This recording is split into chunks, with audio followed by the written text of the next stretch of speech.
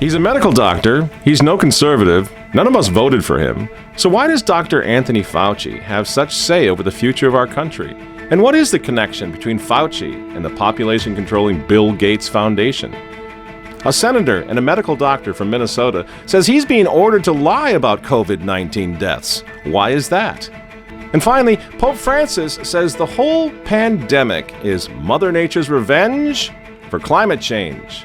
All that and more tonight from the editor's desk.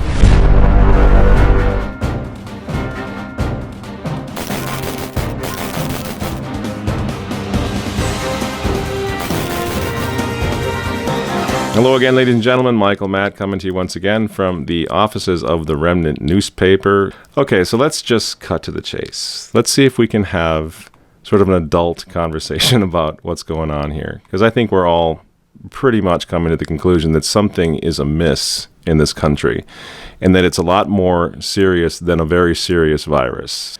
So I'm not here to try to minimize the virus, and I'd like to try to just get past that, because as soon as anyone starts speaking about this, you have the whole narrative. I have a brother whose uncle's sister's mother-in-law is, dying or is working on the front lines, and therefore the remnant is asking questions, and this is not right. We don't understand the gravitas or the seriousness of this pandemic, but that's not true. We do.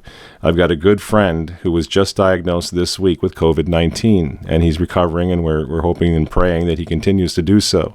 But it makes it very real when you have a friend, a good friend, or a family member who's suffering from this. And I know many of you out there are, especially those of you in New Jersey, New York. One of the young ladies who helps us out with research, her mother and father are in Manhattan right now in lockdown. Believe me, they understand. We understand. We're trying to get a larger picture in any case of what's happening here. I'm not an expert. I used to be an EMT, so I remember what an emergency room was like on a Friday night. It was pretty incredible, even here in Minneapolis, to see lots of people getting sick or dying even, and just on a regular weekend. But in the middle of a pandemic, yeah, it's something very different. But that's why those of us who are not at the front lines or in the heart of this or in the epicenter of this thing maybe have an obligation to look into the larger picture and to say, okay, we see that it's a problem, but what's going on? Why are the media right now attempting to sustain panic? Why are the politicians threatening to make this go on much longer than it obviously has to, well into the next year, beyond the next election, presidential election? Is there a connection to that? Why is the economy being tanked? There are difficult questions that need to be asked despite the suffering of many good people during this awful pandemic.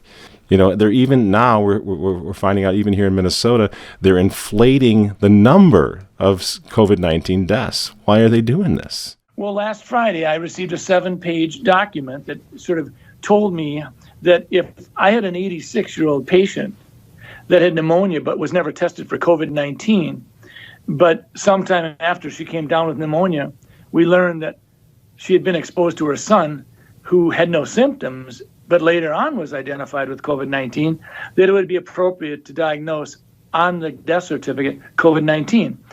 Now, we've not done that. If someone has the pneumonia and it's in the middle of a flu epidemic, and I don't have a test on influenza, I don't diagnose influenza on the death certificate. I will say this elderly patient died of pneumonia. Why would they want to skew the number of deaths due to COVID-19?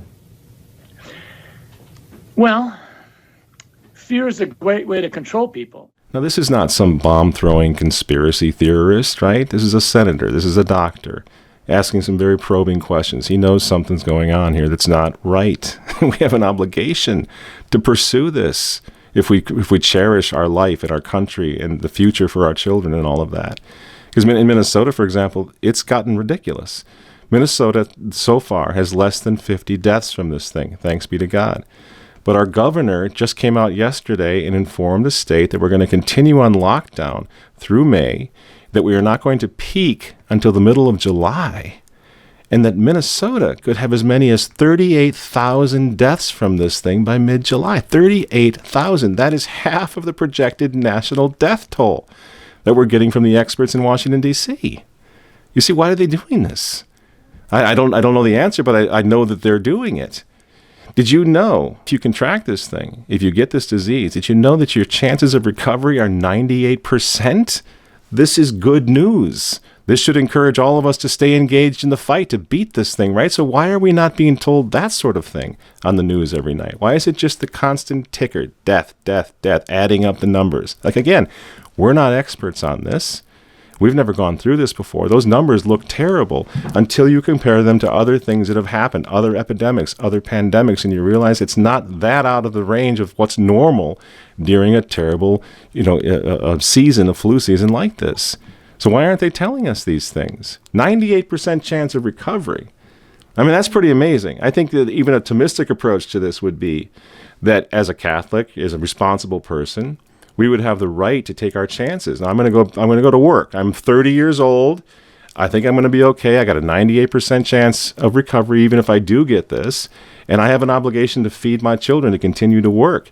This is not a reckless or irresponsible attitude. And yet we're not even allowed to talk about that. Why is that? What is with the 24/7 fear-mongering that's going on? We're killing our economy. We're driving millions of Americans towards financial ruin, towards suicide. All the experts are talking about this. Suicide rates are going up, drug abuse, alcoholism, domestic abuse, domestic violence, right? Because a lot of blue-collar people are being affected. They feel like they're going to lose their homes. They don't have millions of dollars. They don't have a war chest that they can just rely on for months and months and months to get them through. They're looking at their little children. They am I going to be able to even feed them a couple of months from now? You see, these are the questions. We got to ask, why is this happening? 2 years ago, 80,000 Americans died of the influenza. 80,000. If you were in a hospital, you would have seen some overcrowding. You would have seen some exhausted doctors and nurses, right? But no one was talking about that then. They weren't shutting the country down then. They weren't shutting the economy down at that point for that one. Why not?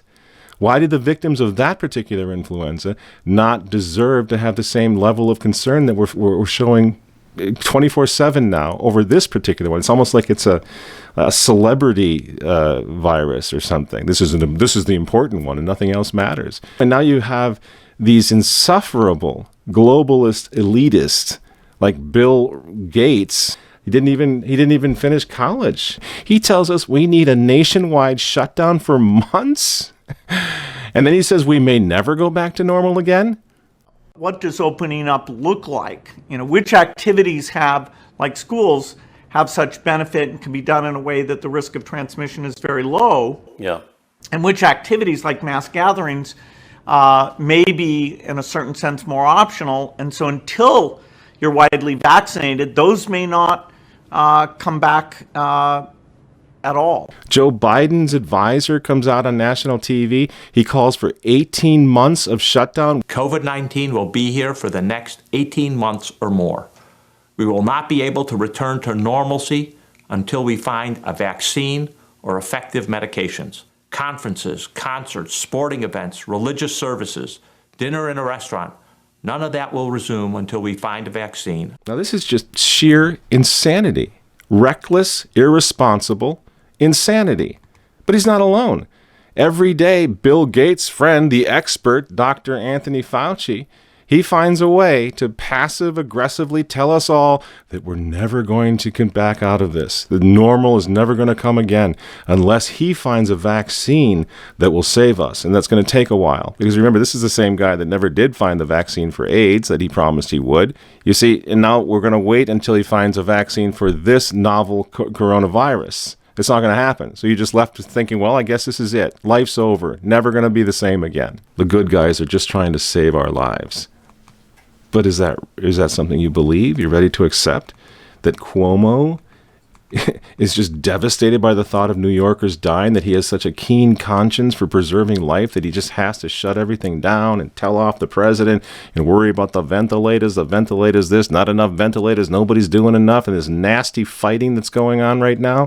Andrew Cuomo did not seem too worried about that when the dead New Yorkers were millions of preborn babies, remember? New at 11, Governor Cuomo signing into law one of the nation's strongest protections for abortion rights. Just after the Democratic-held Senate and Assembly passed the bill on this, the 46th anniversary of Roe versus Wade. The governor holding a signing ceremony earlier tonight in Albany. Governor no legislator, no political swing can ever jeopardize a woman's right to control her own body.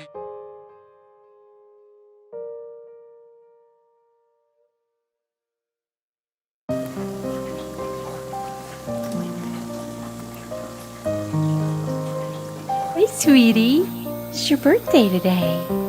You're 3 months old. Are you such a big girl? Are you having a good birthday? Yeah. Okay, come here. And that's one of the things that's come out of this whole situation. Exactly how pro-life are we, you know? Abortion, yeah, it's terrible. You know what abortion is? Abortion's a real shame. But then when a bad flu comes along that might actually impact us, that might take some of our family members out, that might even threaten our lives, well, now we're all in with Andrew Cuomo. And there's no way that this guy, this good Catholic guy from New York, could possibly be conspiring to use this national emergency to take out the most pro-life president in the history of this country, Donald Trump. There's no way. We can't even talk about that. There could be no greater contrast to the beautiful image of a mother holding her infant child than the chilling displays our nation saw in recent days. Lawmakers in New York cheered with delight upon the passage of legislation that would allow a baby to be ripped from the mother's womb moments from birth. And the same can be said, you know, of the governor of Virginia, who cares so much about life, by the way, that he won't even let the Virginians go to church anymore, you know, for fear that they might catch the virus. But what about the million dead Virginians that were lost to abortion, including the ones that he said not very long ago could be born alive, and then mother and father and a nurse or a doctor could decide whether or not to kill a born alive child? Remember this? There are, you know, when we talk about third trimester abortions, these are done with the consent of obviously the mother, with the consent of the physicians, more than one physician, by the way. And it's done in cases where there may be severe deformities, there may be a fetus that's non-viable. So in this particular example, if a mother is in labor, I can tell you exactly what would happen. The infant would be delivered. The infant would be kept comfortable. The infant would be resuscitated if that's what the mother and the family desired. And then a discussion would ensue between the physicians and the mother. And then we had the case of the governor of Virginia, where he stated he would execute a baby after birth. Which brings us back to Dr. Fauci. Surely Dr. Fauci, you know, a darling of the Obama administration, you know, a guy who's been working with Bill Gates, you know, for a long time, working with the globalists, working with the population controllers and everybody else. Surely he only cares about saving lives. He doesn't have a leftist slant to his agenda at all, right? The greater proportion of my professional career has been defined by HIV/AIDS. And if you go back then, during that period of time when there was extraordinary stigma, particularly against the gay community. And it was only when the world realized how the gay community responded to this outbreak with incredible courage and dignity and strength and activism that I think that really changed some of the stigma against the gay community. And of course, as I said, Dr. Fauci partners with Bill and Melinda Gates Foundation all the time. If you don't know anything about that foundation, please look it up. We'll put some links below here. You can check it out. I mean, this foundation is leading the charge to lower the world's population. Melinda Gates, who's a Catholic supposedly, you know, proudly talking about the new technologies they've developed over in Africa, where they can track and find out which young lady is not on contraception. They're going to provide contraception and sex education and lower those big nasty families, because that's not good for the planet. A very big goal that you have stated: get 120 million women voluntary contraception by 2020. You're a Roman Catholic. You were raised Roman Catholic, and some have said it runs counter to that. How do you wrestle with that? So I grew up Catholic. I went through K through 12 through Catholic school. I'm still a practicing Catholic, but over 90% of Catholic women in the United States use contraceptives because we believe in them. I use them. And if we believe in them and what they do for our lives, Shouldn't all women have access to those? That's what they're all about. Look them up. They're partnering with the United Nations. They're partnering with the World Health Organization. Now they're partnering with the Vatican. So when Fauci now comes out day after day, says Trump can't open up the country for another, whatever, months, years, however long he thinks it's going to be, he's just parroting what his friend Bill Gates, the population controlling guru of the New World Order, what he's saying.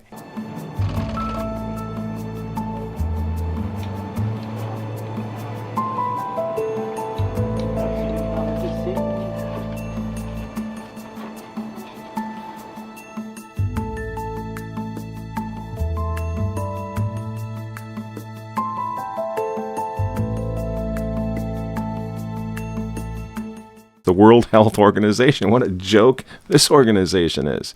We're pumping millions of dollars into this organization. Look what they're doing. They are guilty of so many lies now and so many Chinese communist cover-ups that Donald Trump now has paused funding for the World Health Organization. And Senator Lindsey Graham, to his credit, is promising to cut off U.S. funding altogether from this organization. Well, I'm going to take the burden off the president. In the next appropriations bill, there's not going to be any money for the WHO. I'm in charge of the appropriations subcommittee. I'm not going to support funding the WHO under its current leadership. They've been deceptive, they've been slow, and they've been Chinese apologists. I don't think they're a good investment under the current leadership for the United States. Now, why would that be? Why was the World Health Organization so off?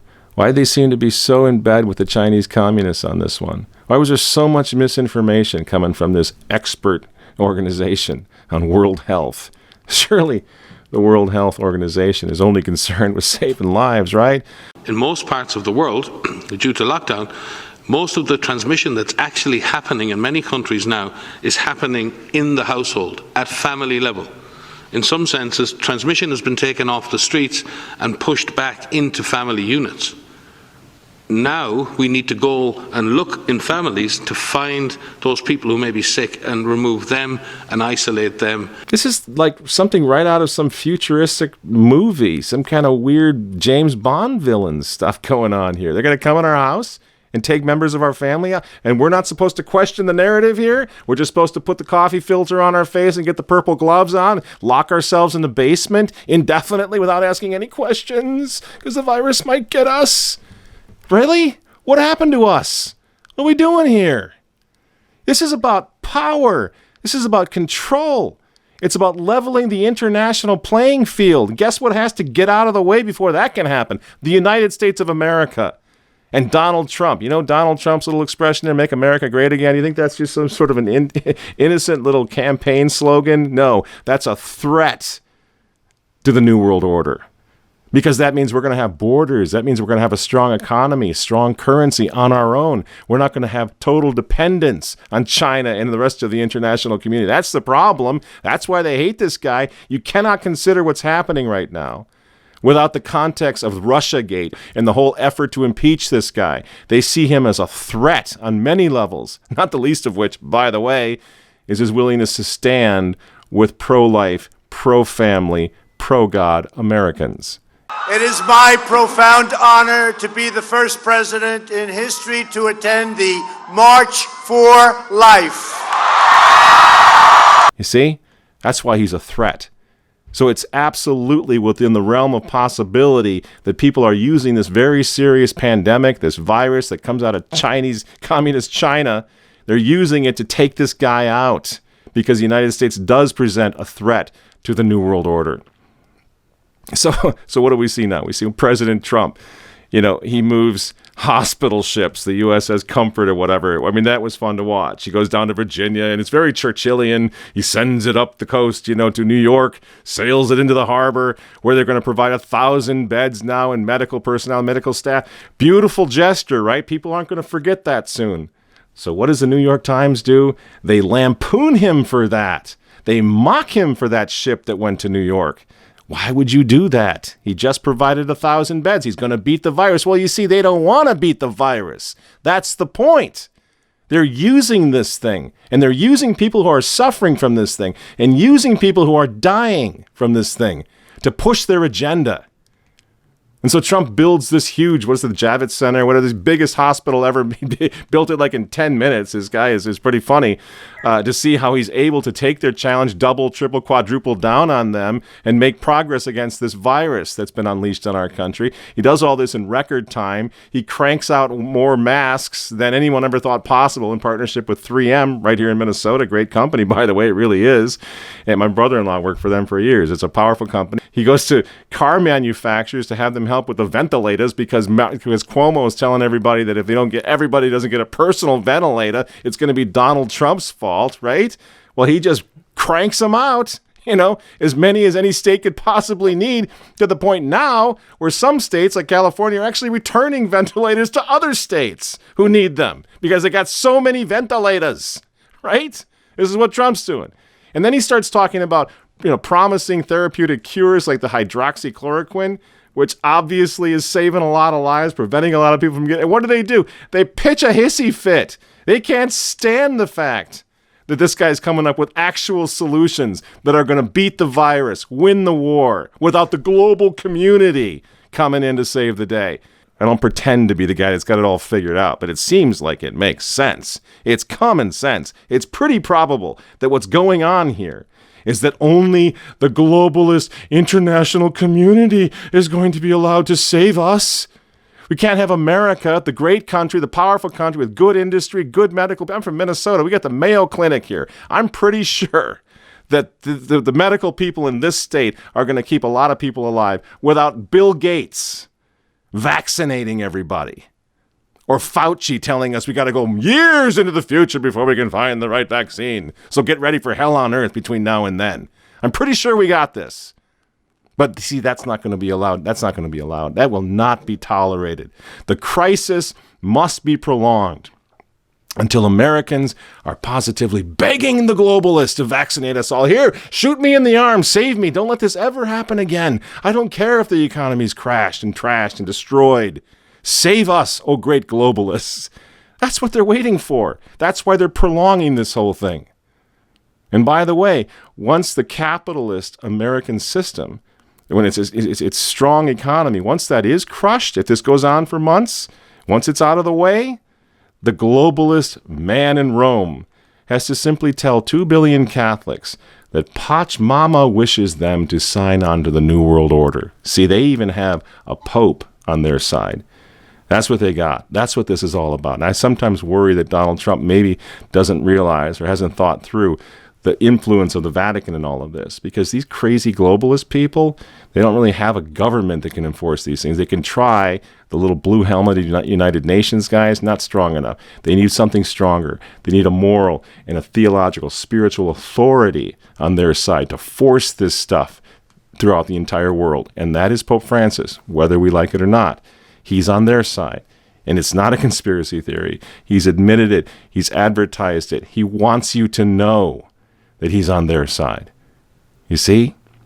The Pope's climate change encyclical, Laudato Si, provides the theological underpinning for the entire climate change agenda. You see, he's telling the world that God wants this, or Pachamama wants this, or whatever. And this is why Francis is hailed as God's own agent, who's going to bless and approve the Sustainable Development Goals, which we've been talking about so much. The dramatic reality, this whole situation of exclusion and inequality, with its evident effects, has led me, in union with the entire Christian people and many others, to take stock of my grave responsibility in this regard and to speak out, together with all those who are seeking urgently needed and effective solutions. The adoption of the 2030 UN Agenda for Sustainable Development Goals is an important sign of hope. Bill and I love data. The numbers matter to us. Between 1990 and today, 300 million women now have access to contraception. This year and every year, we, the Gates Foundation, will track data behind the Sustainable Development Goals. Here again is Jeff Sachs speaking inside the Vatican during the Amazon Synod, promoting the Vatican and the United Nations promotion of the Sustainable Development Goals. Check them out. Pope Francis has played a truly a unique role in recent times to help get the world to the Sustainable Development Goals. These goals, of course, include universal education and granting access, working to give access to the entire world to contraception. That's the agenda. Overpopulation, climate change. That's what this is all about. Worldwide population control, the end of capitalism, and the dawning of a new green age of Aquarius. That's what these crazy people have in mind. And in order to help fly all of this stuff, they go to people like Bono, the insufferable pro-gay marriage, pro-abortion rock star from Ireland.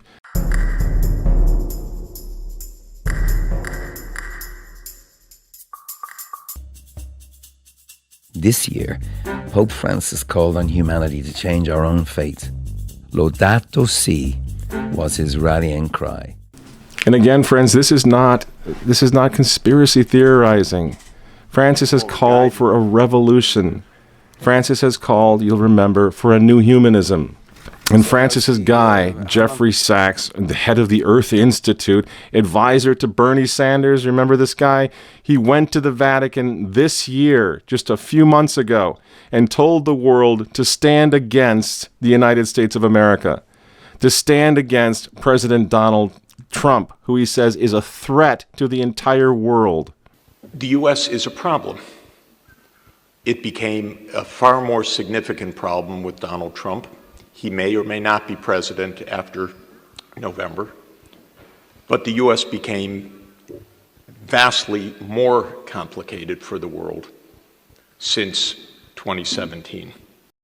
The U.S. has blocked every multilateral initiative of recent years.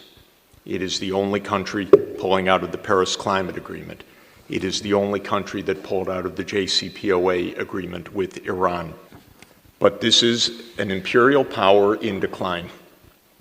And it is a dangerous country right now. It will be absolutely dangerous if Trump wins re-election.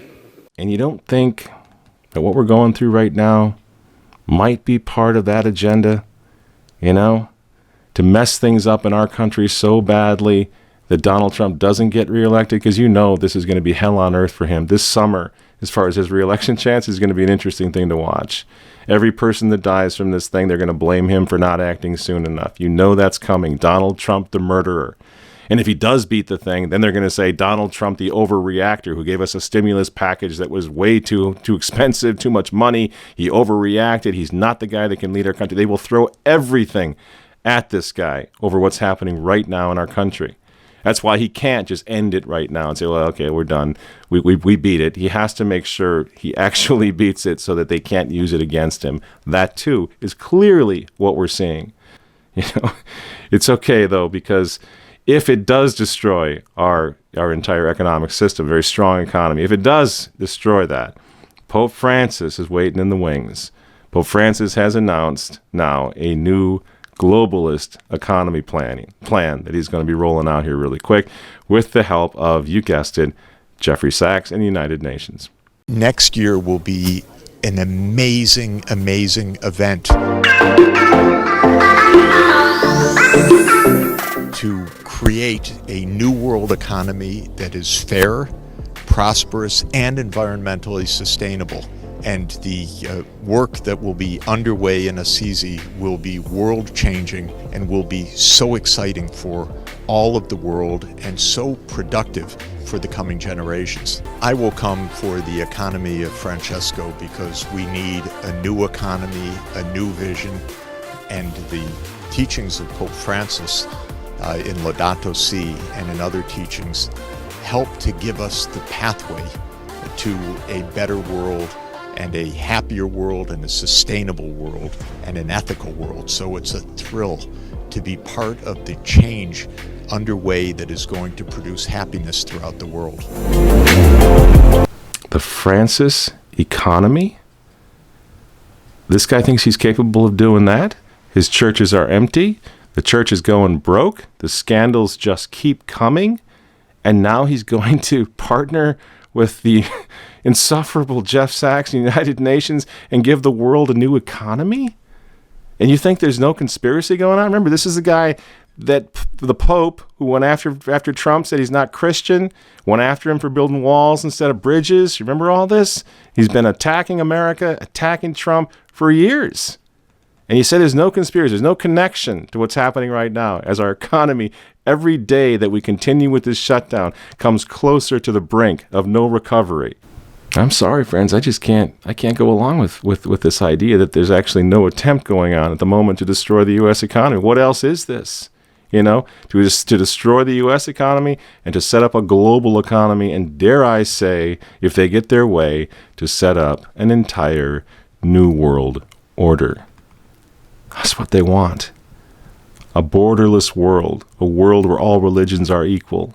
We've been working at it for 100 years, 200 years. This is the whole brotherhood of man, the Freemasonic order, the plan that's been in place for a long, long time, the plan that needed the Catholic Church, the social kingship of Christ, Christendom, to fall flat on its face, to be crushed and destroyed and beheaded before it could move forward.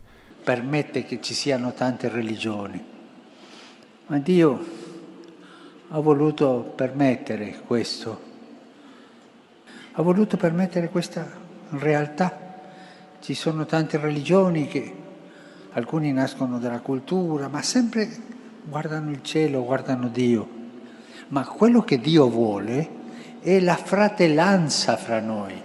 You see, this is the same thing. So as traditional Catholics, what we're seeing now is something that we were concerned was coming for a long time, ever since they threw Christ out, ever since they threw God out of public schools. You see, they've been working on this. We're not just fighting a virus here, friends. They're using this pandemic, this emergency situation. Maybe it's just a test run. I don't know. But I think they're beginning to put into play now this whole process of a new economic system, a new order, a new political system, a new order. Now, here's the thing, friends. It's Holy Week. So we all know that hope springs eternal. Christ was crucified on a cross.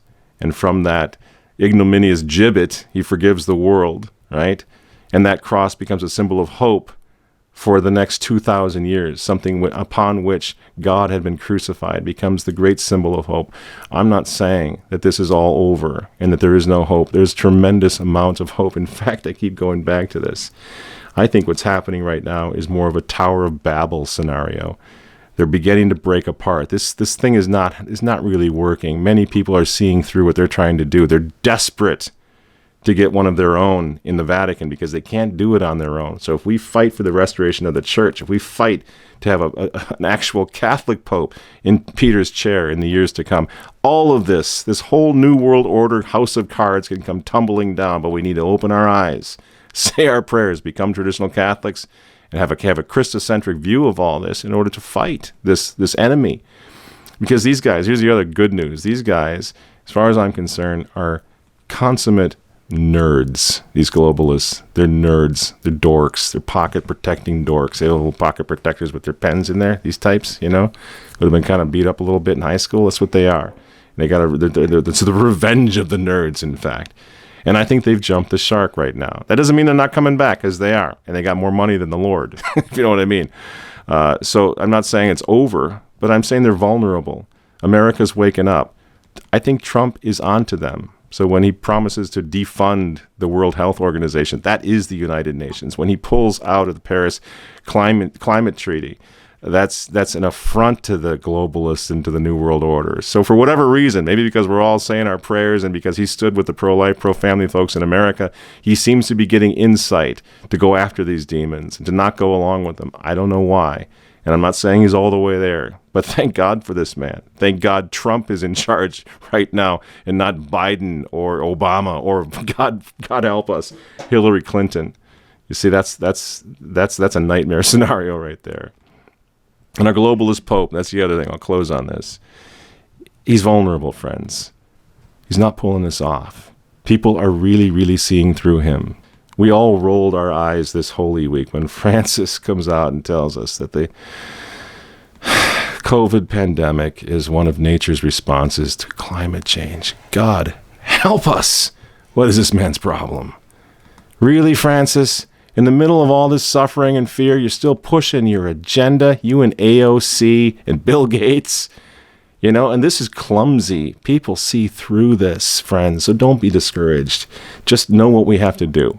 We need to get ready for war here. We need to gear up. In a sense, the sort of clueless, blissful days of the past, pretending like everything was okay, those are gone now. We've had the chance to see what this looks like and what it feels like to be under house arrest and everything else. You think about this, whether it's the Soviet Union or the Cristeros or, folks living under Nazi Germany, what kept them in place? Fear, Fear of being killed, fear of being arrested, fear of the soldiers marching up and down the street, goose-stepping around Europe, right? Well, we're locking ourselves up right now out of fear. They gave us something to be very afraid of, and we agree to lock ourselves up, which means that if we get over the fear and we get over the panic and we say our prayers and we start asking questions, we can do damage to these people, to what they're trying to do, to their agenda, okay? We have 20 days now. Let's call it 20 days to slow the spread of the globalist police state in America, because I think we're all done with this now, right? We're going to practice the social distancing and do whatever we can to keep people safe and all of that, but this is ridiculous. This is the year 2020, and we're using methods to control a virus. You can't control a virus. You can't contain a virus. We're using this positively medieval, and none of it's even real. Oh, you can't leave your house, but you can go to the grocery store, the liquor store, the pet store. You could run over to McDonald's and have yourself a burger, whatever, and then go right straight home again and pretend like you're in quarantine. You're not. It's like a psychological game. It's a psyops, right? Stay in your house and you can live a little longer. So I think we should get busy. I think we need to call our governors, first of all, especially if you live in a Democrat state, got a Democrat governor. Get going now. Get the chain going. Start emailing people. Get on Facebook. Tell the governor, tell his office what you expect. That's the state is going to be opened up again on April 30th or shortly thereafter, because we're not going to put up with this much longer. We need to let him know. When Trump says we're going to start opening the country, we need to make sure that our states open up and let us go back to life, okay? Because what they want to do is prolong this crisis, and this is pretty obvious, friends. All the numbers, thanks be to God, vis-a-vis the coronavirus, are going down. All the models were wrong, The death rate is at 1% still, or below that, This isn't going to be the Black Plague, and we know it, and they know it. And yet they're still trying to prolong this thing closer to the fall elections, perhaps, right? And then if the U.S. economy can be destroyed, and then America will be beat into submission and compliance with the New World Order, that's the thing. We got to make sure that we send a message loud and clear that we're on to them, and that we are not going to put up with this much longer. On the ecclesial front, the church front, write to your bishops tomorrow during Holy Week, because you don't got anything to do. You're not going to church, right? You can't go to Mass for the first time in 2,000 years. We're not allowed to go to Mass, celebrate the great feast of Easter, the resurrection of Christ, because of this thing. Well, we cannot put up with that. So we need to write to our bishops and demand that they open the churches not on the 30th of May, but today. Demand it. We can easily observe the social distancing guidelines in a big church. You can put a lot of people in there, and point out the illogic, if I can just for a brief tangent. We're not allowed to go. Let's use communion in the hand. Of course, we don't agree. We don't go along with communion in the hand for obvious reasons. But let's just use it for a second to show our open-mindedness. They're telling a priest, a young, 40-year-old, well-educated young man, priest, who knows a lot about dealing with people and everything else, responsible member of the community. He cannot give a consecrated host in the hand of his parishioners. He cannot carefully set the host into the hands of his parishioners. The question is, why not? Now, that's illegal. That's part of the shutdown, the lockdown. Can't do that. Lock the churches to prevent that. But I can go to McDonald's. I can go to the McDonald's drive-up window, and I can order a bag of burgers. You see how ridiculous this is? None of this makes any sense. But we can do that. We can go get that burger from McDonald's, but we can't go to communion. We can't go to church. This is against the First Amendment. It's a violation of the First Amendment. It's intolerance. It's religious intolerance. Clearly, there's no reason that the churches should be locked. So let's get on that bandwagon. Demand that the churches open tomorrow. Let's become traditional Catholics again. Let me just briefly tell you what I mean by that. I'm not saying go immediately to the Latin Mass and everything's going to be fine.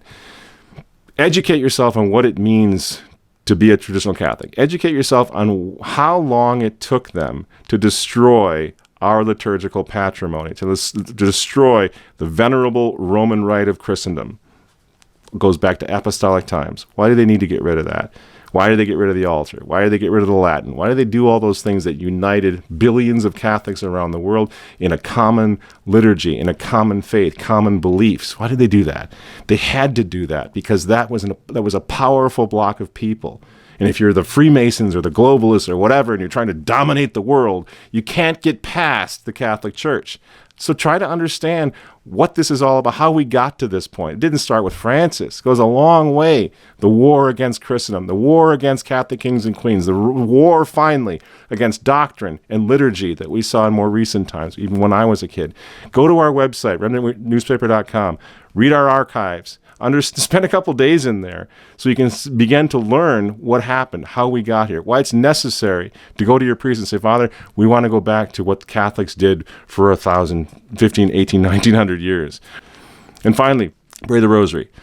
Now that we see, again, what it looks like to be locked in our homes, what it looks like to have a regime that's telling us exactly what we can and can't do, now that we know what that feels like and looks like, now we can understand what Our Lady of Fatima was worried about. The errors of Russia, right? Atheism, dominate. Because what is atheism? What is atheism? Atheism is where hope goes to die. If our churches stay open, if we believe in God and the Blessed Mother and we have our faith, we have hope, we're invincible, we're powerful, and the enemy knows that. So let's go back to praying the rosary, to listening to what Our Lady warned was coming, and pray that rosary also for our own perseverance, that we have the hope and the courage to fight, and also for the re-election of Donald Trump. Let's see if we can restore the covenant with God again in the time that this politician, he's not a politician, that this man, he's more of a statesman in the classic Greek sense than we've probably ever seen, because he does care about the country, he does care about the state. Let's see if we can get him re-elected and then maybe bring him closer to Christ now that he's seen the devil up close, these people who are trying to destroy him and destroy this country. I know there's a lot more than can be said. Again, please visit our website every day. We're going into all of this. We're trying to get to the truth. We want to stay united. The clans have got to stay united on this, and I think we're going to do this. We're going to come out on the other side of this stronger, more equipped, better informed about what the enemy looks like, what he's capable of, than ever before. I'm full of hope. I know you are. I want to wish everyone a beautiful Triduum and a glorious and a happy Easter, with the promise of spring and the promise of this whole nightmare ending, and all of us on the other side being stronger for it, better Catholics, better soldiers of Christ to go to war against those who are the greatest enemy to the social kingship of Christ, and who are the greatest, I think, threat to our way of life. Thank you very much for listening. Again, happy Easter. I'm Michael Matt for Remnant TV, and we'll see you next week.